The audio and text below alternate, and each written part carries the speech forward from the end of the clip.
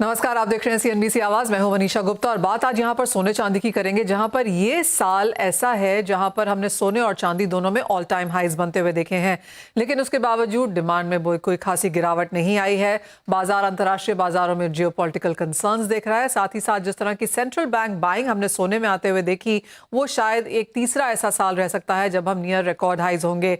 माना तो ये भी जा रहा है और सुना ये भी जा रहा है कि शायद सेंट्रल बैंक्स यहाँ पर चांदी भी खरीदना शुरू करेंगे। तो क्लियरली जिस तरह की तवज्जो या इंटरेस्ट यहाँ पर सोने चांदी में बनता हुआ नजर आया है, वो काफी ऑन द स्ट्रॉन्गर साइड है।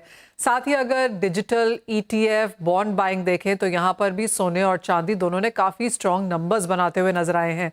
ऑफकोर्स जो कन्वेंशनल बाइंग है वो तो जारी रहेगी ही, लेकिन क्या नए तरीके हैं अगर आप सोना चांदी प्योरली इन्वेस्टमेंट के तौर पर लेना चाहें? यही हमारा आज का चर्चा का सब्जेक्ट भी है। हमारे साथ जुड़ रहे हैं विघ्नहर्ता गोल्ड के founder and CEO Mahendra Lunia, Amrapali Gujarat के CEO Chirag Thakkar, plus gold के फाउंडर और वीर मिश्रा। आप सबका कार्यक्रम में स्वागत है। और अगर हम सोने से ही यहाँ पर शुरुआत करें, और महेंद्र जी यहाँ पर अच्छी खासी खरीदारी बनते हुए नजर आई है, बाजार को कहीं तो ये भी लगने लगा है कि जिस तरह से सोने के प्राइसेस बढ़ रहे हैं, शायद ये ज्वेलरी कम और इन्वेस्टमेंट का एवेन्यू ज्यादा हो जाए। उस सेंस में इस साल के जिस तरह के नंबर्स हैं, कैसे देखते हैं आप? मनीषा जी, इस साल में काफी सारा अवेयरनेस हो चुका है लोगों में। हमने ये देखा है कि लोग डिजिटल गोल्ड या तो फिर गोल्ड को, स्पेशली गोल्ड को एक इन्वेस्टमेंट के तौर पे ले रहे हैं। क्योंकि अभी तक क्या होता था, सिर्फ और सिर्फ हम लोग फिजिकल गोल्ड लेते थे क्योंकि हमें कोई गोल्ड के अदर ऑप्शंस पता नहीं थे।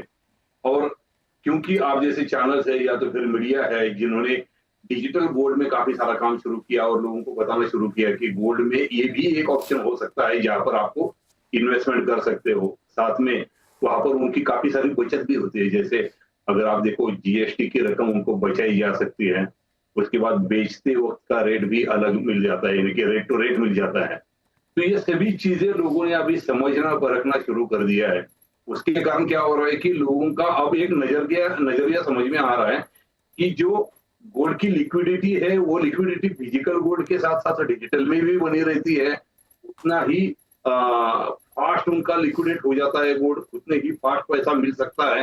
ये सभी चीजों के कारण लोगों का अभी फिजिकल गोल्ड से ज्यादा इन्वेस्टमेंट के लिए डिजिटल गोल्ड में ध्यान आते जा रहा है और बढ़ते जा रहा है। हमने डिमांड तो काफी सारी देखी और मुझे ऐसा भी लग रहा है कि अभी ये कंटिन्यूअसली दौर चलेगा और लोग ज्यादा से ज्यादा डिजिटल गोल्ड में इन्वेस्टमेंट करेंगे। और यस, गोल्ड अभी क्योंकि हर एक इन्वेस्टर की एक सेफ सेफ हेवन जैसे बोलते हैं अपन, वो है गोल्ड, तो वहां पर रुचि बनी रहती है। और जियो पॉलिटिकल कंसर्न सभी चीजें इसे और ज्यादा सपोर्ट करती है। वेल एब्सोल्युटली, सोने चांदी में लोग खरीदारी इसलिए करना चाहते हैं कि एक तो इससे पोर्टफोलियो डाइवर्सिफिकेशन होता है, और दूसरा जिस तरह से इंटरनेशनल मार्केट्स में कंसर्न्स हैं, चाहे वो जियोपॉलिटिक्स को लेकर हैं, करेंसी वॉलेटिलिटी है, और ऑफ कोर्स अब तो बाजार ये भी वॉच कर रहा है कि 2025 के पहले क्वार्टर में क्या होने वाला है। जब ट्रंप यहाँ पर प्रेसिडेंसी संभालेंगे तो किस तरह के टैरिफ्स, किस तरह के टैक्सेस, किस तरह का ट्रेड देखने को मिलेगा, उसका भी इम्पैक्ट हम यहाँ पर आता हुआ देखेंगे। चिराग, ये सवाल आपसे है। और चांदी में काफी हद तक हमने यही बनता हुआ देखा। 1 लाख की चांदी लोगों ने पहली बार एवर इंडियन मार्केट्स में देखी। इसकी बातें हम कई सालों से कर रहे हैं, लेकिन फाइनली वो नंबर बनता हुआ देखा। चांदी में भी वही चीज है कि आप एक बल्कि कमोडिटी है, कितना ही रख सकते हैं। तो जो ऑनलाइन जरिए हैं चांदी को खरीदने के, चाहे वो ईटीएफ्स हैं, डिजिटल्स हैं, वो हमने काफी यहाँ पर बढ़ते हुए देखे। किस तरह से आपने यहाँ per year on year number growth के हिसाब से देखा? नमस्कार मनीषा जी। मनीषा जी, अगर सिल्वर मार्केट बहुत ही चॉपी मार्केट है, आप देखो तो प्राइजेस इतना ऊपर चढ़ा उतार उसका रहा है, बट अल्टीमेटली जब चांदी ने परफॉर्म करना शुरू किया तो लोगों को उसके ऊपर इतना भरोसा बैठा कि उसने 1 लाख पर भी रिटेल बाइंग हमको हमारे प्लेटफॉर्म पे देखने को मिली है। तो चांदी एज ए इन्वेस्टमेंट, गोल्ड का भाव जब इतना बढ़ चुका है तो इन द एंटिसिपेशन कि चांदी का भाव यहां से घट नहीं सकता, that logic is there in the market, और उसकी वजह से भी एक बढ़िया बाइंग हमको रिटेल मार्केट्स में देखने को मिल रही है। एब्सोल्युटली। वीर, ये सवाल आपसे है। और क्लियरली बहुत सारी कंपनीज जो पहले फिजिकल में काम करती थी वो यहाँ पर डिजिटल में आई हैं। आप शुरुआत ही आपने शायद यहाँ पर डिजिटल से की है। तो हमने मनीषा जी हमने शुरुआत की थी 2020 में। तब हमारा फोकस गोल्ड पे ज्यादा था, डिजिटल गोल्ड पे। बट हमारे पास इतने सारे फीडबैक आ रहे थे छोटे छोटे क्लाइंटों से कि आप डिजिटल सिल्वर भी हमको प्रोवाइड करें। तो we started that journey and we saw that in year to year growth we were having a growth of more than 20-30% on our platform itself. Eight the same time SIP लोगों ने करना शुरू कर दिया, because SIP एक ऐसा word हो गया, बिकॉज इक्विटी मार्केट्स में SIP is a word of this whole decade, मैं ऐसा बताना चाहूंगा। तो लोग SIP के जरिए इतना इन्वेस्टमेंट कर रहे हैं which has out perform on our platform. Gold से ज्यादा सिल्वर की खरीदारी SIP में ज्यादा हो रही है। ऑल राइट, तो क्लियरली मार्केट में मैच्योरिटी है, अवेयरनेस है, एसआईपी का जो फंडा है वो अक्रॉस एसेट क्लासेस यहाँ पर लोगों को समझता हुआ नजर आया है। और सिर्फ इक्विटी ही नहीं, लोग ये भी समझने लगे हैं कि अगर आपको सोना चांदी लेना ही है तो इन्वेस्टमेंट के तौर पर लीजिए, डिसिप्लिन्ड इन्वेस्टमेंट इसमें कीजिए, एसआईपी यहाँ पर भी यूज करिए। वीर मिश्रा जी, ये सवाल आपसे है, आप कैसे देखते हैं डिजिटल कन्वर्जन जो हमने सोने चांदी में आता हुआ देखा है? मनीषा जी, अगर हम पूरे इंडिया का लैंडस्केप देखेंगे तो ट्रेडिशनली अगर हम स्टॉक मार्केट इन्वेस्टमेंट्स को साइड में रख दे तो एक बहुत बड़ा मार्केट है जो वेल्थ को सिर्फ रियल एस्टेट और गोल्ड में क्लासिफाई करता है, राइट। हमारे देश का जो भारत है उनके लिए जो उनकी पर्सनल वेल्थ है वो सिर्फ रियल एस्टेट और गोल्ड में आती है। तो ट्रेडिशनली और सेंटिमेंटली गोल्ड इंडिया के लिए एक बहुत इंपॉर्टेंट वैल्यू होल्ड करता है। और यही बिहेवियर हमने हमारे ऐप पे भी देखा है, जहाँ पे हमारे कंज्यूमर्स एक छोटी छोटी क्वांटिटी में, और ये कंज्यूमर्स वो है जो शायद सालाना 4 लाख से कम कमा रहे हैं, ये छोटी छोटी क्वांटिटी इसमें गोल्ड खरीदना चाहते हैं। बट क्योंकि इनके पास लमसम पैसा नहीं होता है तो ये छोटी SIPs प्रेफर करते हैं, 40 रुपए 50 रुपए पर डे की, और इवेंचुअली एक साल में इनके पास काफी ज्यादा अक्यूमुलेशन हो जाता है, राइट। तो ये हमने ऑब्जर्व किया है कि इंडिया एज ए नेशन, यहाँ पे लोगों को गोल्ड के लिए एक बहुत बड़ा लगाव है। अगर हम इन्हें सही तरीके से, सही टेक्नोलॉजी से, अगर हम इन लगाव के लिए कुछ प्रोडक्ट्स बना पाए तो आई गेस ये टेक्नोलॉजी के थ्रू पूरे देश के लिए एक बहुत बड़ी जीत होगी। वेल एब्सोल्युटली वीर, अगर हम ETFs देखें तो वहां पर भी एटलीस्ट आपको कम से कम 1 ग्राम खरीदना पड़ता है, लेकिन जहां तक डिजिटल बाइंग की बात है, टोकनाइजेशन इतना पॉजिटिव है यहाँ पर कि आप कम से कम रुपयों में, पैसे में अपनी दिन भर जो आप यहाँ पर स्पेंड करना चाहें उस तरीके से भी यहाँ पर ले सकते हैं। हम वीर आपसे ये जानना चाहेंगे कि किस तरह की ग्रोथ यहाँ पर आते हुए देखिए अगर हम ईयर ऑन ईयर के नंबर्स देखें। जी, इस तरीके से अगर देखें, वैसे अगर हम गोल्ड का प्राइस देखें तो मतलब पिछले 40 साल में 4.5% का कैगर रहा है, बट पिछले 10 साल में कम से कम 9 से 10% हर साल गोल्ड ग्रो किया है। और पिछले साल की ही बात करें, पिछले 1 साल में कुछ अराउंड 25% की ग्रोथ मिली है पिछले नवंबर से इस नवंबर तक के गोल्ड पे। बट अगर हम हमारे प्लेटफॉर्म की भी बात करें, हमारा प्लेटफॉर्म बस शार्क टैंक के बाद ही रिलीज हुआ था हमारा ऐप, बट हर मंथ हमने लगभग 2 से 3 गुना ग्रोथ हर मंथ हमारे ऐप पे देखी है। दिवाली सीजन नवंबर वाज सबसे बेस्ट था हमारे लिए, कुछ अराउंड 6 टाइम्स ग्रोथ थी हमारे प्लेटफॉर्म पे। ऑलमोस्ट 500,000 कंज्यूमर्स हमारे ऐप को यूज करते हैं। तो आई गेस इस मार्केट में ग्रोथ बहुत बहुत रैपिडली आने वाली है। और क्योंकि जैसे जैसे UPI का अवेयरनेस इंडिया में बढ़ रहा है, जैसे अगर आप देखेंगे महाराष्ट्र के बाद कर्नाटका सबसे सेकंड सबसे बड़ा स्टेट है UPI यूज करने के लिए, और वही डेटा डिजिटल गोल्ड में भी रेप्लिकेबल है। जिस तरीके से आप देखेंगे जहां सबसे ज्यादा UPI यूज हो रहा है वहां सबसे ज्यादा डिजिटल गोल्ड खरीदा जा रहा है, जो कि महाराष्ट्र है, जो हमारे ऐप पे भी दिखता है। और यही डेटा शायद इंडिया के लिए बहुत रेलेवेंट है कि जितना ज्यादा डिजिटल टेक्नोलॉजी इंडिया में पेनिट्रेट करेंगे और जितनी ज्यादा डिजिटल टेक्नोलॉजी की अवेयरनेस बढ़ेगी, उतना ज्यादा ही कंजम्पशन डिजिटल प्रोडक्ट्स और एसेट्स का होगा, फिर चाहे वो ETFs हो या डिजिटल गोल्ड हो। All right, Veer, I am going to take a leaf out of that. जो आपने कहा कि 2 to 3 टाइम्स ग्रोथ आप मंथ ऑन मंथ यहाँ पर आता हुआ देख रहे हैं जहाँ तक डिजिटल बाइंग की बात है। महेंद्र लुनिया जी, मुझे याद है आपने ही ऐसे कोई स्ट्रॉन्ग नंबर्स बताए थे हमें जब मैंने लास्ट टाइम आपसे बात करी थी। अगर हम पर एनम के हिसाब से देखें तो किस तरह की ग्रोथ है? ऑफकोर्स ये मार्केट अभी भी स्मॉल है फिजिकल के हिसाब से, लेकिन जिस तरह की ग्रोथ है, क्या नंबर्स हैं, क्या एक्सपेक्टेशंस हैं? मनीषा जी, ये क्या क्वेश्चन मेरे लिए है या हाँ जी, या महेंद्र जी आपके लिए? तो यस, ये कम्युनिटी अगर एक पूरा की पूरा अगर डिजिटल गोल्ड का अगर विश्व देखो आप, तो ये बहुत तेजी से बढ़ रहा है, बहुत तेजी से बढ़ रहा है। और यहाँ पर काफी सारे लोग कंटिन्यूअसली इन्वेस्टमेंट कर रहे हैं। मुझे लगता है कि डिजिटल गोल्ड का जो इन्वेस्टमेंट है वो हमारे एंड पे, यानी कि हमारे प्लेटफॉर्म पे दुगुना कंटिन्यूअसली हो रहा है। और जैसे वीर जी बता रहे हैं, उनकी भी अगर हम बात देख ले या तो फिर अदर प्लेटफॉर्म की वो बात करें, तो ये कंटिन्यूअसली बढ़ता ही जाएगा, क्योंकि लोगों को अभी समझ में आ रहा है कि नए नए प्लेटफॉर्म्स क्या है जहां पर उनको सेफली, यहाँ पे क्या होना चाहिए अभी कि एक रेगुलेटरी अगर आता है ना तो ये एक्सपोनेंशियली और बढ़ेगा, यानी कि ऐसा भी बोल सकते हैं हम कि 1000 गुना बढ़ जाए एक ही साल में। लेकिन उसके लिए थोड़ा सा रेगुलेटरी होनी चाहिए। अगर रेगुलेटरी आती है और अगर यहाँ पे काम होता है वैसे तो बहुत अच्छा होगा, जिससे ना सिर्फ इन्वेस्टर के लिए फायदा होगा, हमारे जैसे प्लेटफॉर्म्स के लिए भी एक गाइडलाइन आ जाएगी और ये सभी चीजें स्ट्रीमलाइन हो जाएगी और इसका फायदा अल्टीमेटली भारत के ग्रोथ पे होगा। आप देखिए मनीषा जी, इतने बड़े पैमाने पे लोगों के पास गोल्ड पड़ा हुआ है जिसका कोई भी प्रोडक्टिव यूज नहीं। जी हाँ। अगर वर्ल्ड गोल्ड काउंसिल की भी बात करते हैं अपन, 30,000 टन गोल्ड वो बोलते हैं कि इंडिया के घरों में पड़ा है, तो मैं तो उससे भी छोटा सा कैलकुलेशन लगाता हूँ। अगर कोई लेडीज घर में है तो उसके पास तो 200 ग्राम वैसे भी पड़ा रहता है, क्योंकि छोटा बड़ा नेकलेस हो या तो फिर मंगलसूत्र हो। उसके बाद अगर हम घर की बात करें तो एक आधा किलो एक नॉर्मल, यानी कि छोटे से छोटे परिवार में भी आधा किलो मिल सकता है। तो ये 30,000 टन तो बहुत छोटी रकम हो गई, छोटी क्वांटिटी हो गई। लेकिन अगर आप इसे पूरा अगर देखो तो हो सकता है कि 1 lakh ton of gold Bharat की घरों में पड़ा हुआ है, जिसकी कीमत अगर हम देखें कभी तो 500 लाख टन से भी ज्यादा हो जाएगी। जी हाँ महेंद्र जी, उस नंबर पे अभी नहीं जाते हैं, लेकिन जी हाँ, जैसे आपने कहा कि डिजिटल बाइंग ऑफ कोर्स यहाँ पर स्ट्रांगली पिक करती हुई नजर आई है। रेगुलेशंस की बात आपने काफी इंपॉर्टेंट की, अगर एक बार वो हो जाता है तो क्लियरली एक रूल्स रेगुलेशंस के दायरे में यहाँ पर काम होता हुआ नजर आएगा। But the point is well taken कि छोटी से छोटी क्वांटिटी में आप यहाँ पर सोना चांदी डिजिटल प्लेटफॉर्म्स पे ले सकते हैं। प्योरिटी मेकिंग चार्जेस की चिंता आपको करने की जरूरत नहीं है, घर में संभालने की जरूरत नहीं है, और क्लियरली जिस तरह का गोल्ड सिल्वर में हमने प्राइस अप्रिसिएशन आता हुआ देखा है उसका फायदा आपको एब्सोल्युटली मिलता हुआ नजर आएगा।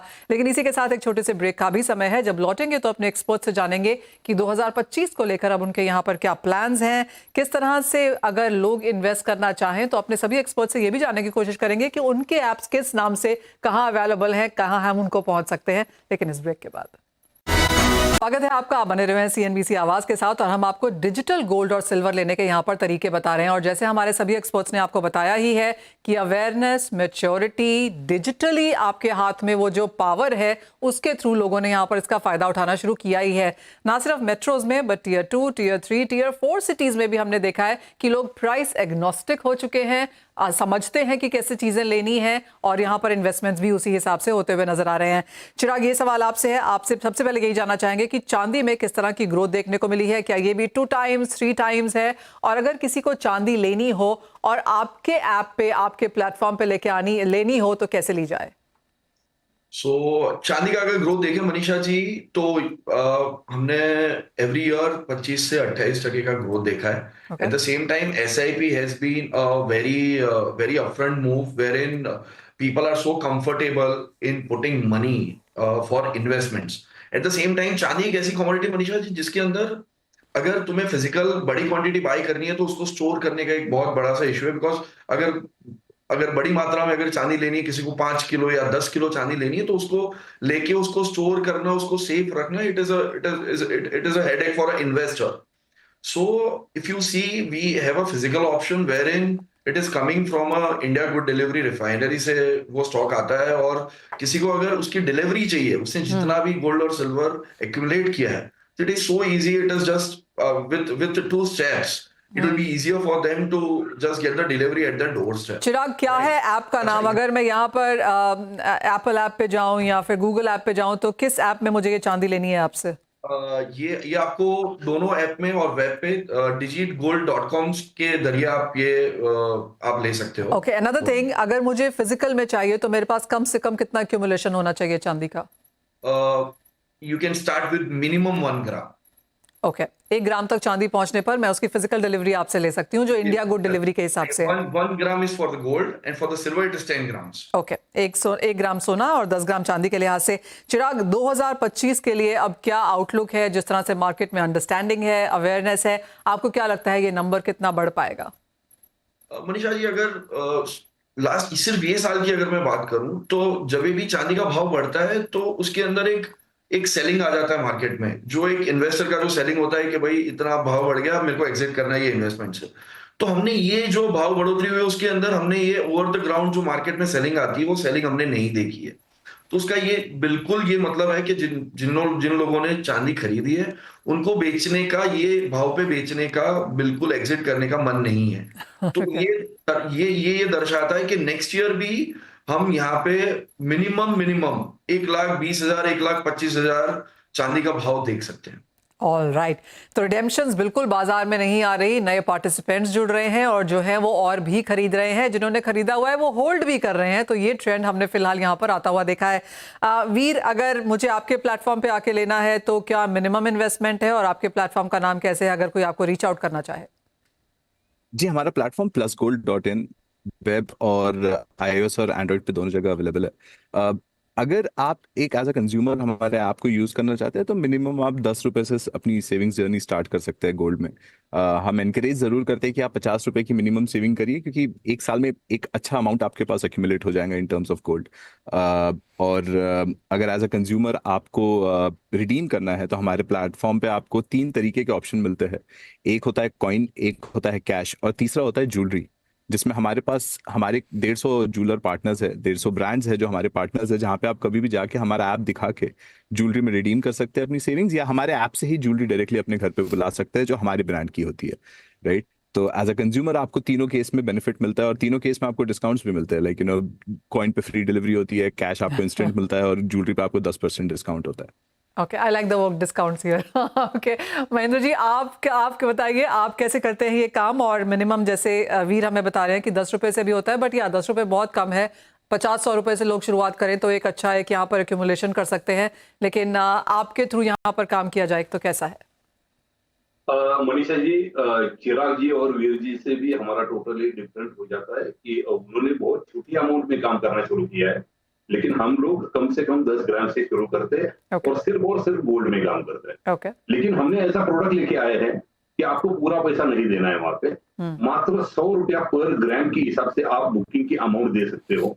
यानी कि मान लीजिए 100 ग्राम लेना है तो आपको सिर्फ 10,000 रुपया देना है आज के डेट में, और अगर 80,000 रुपए का रेट है 10 ग्राम के लिए तो 100 ग्राम के लिए वो 8 लाख बनेगा। तो बाकी की जो 7,90,000 रुपए है ये आप डेफर्ड पेमेंट में दे सकते हो 12 मंथ से लेकर 60 मंथ के इंटरेस्ट फ्री EMI।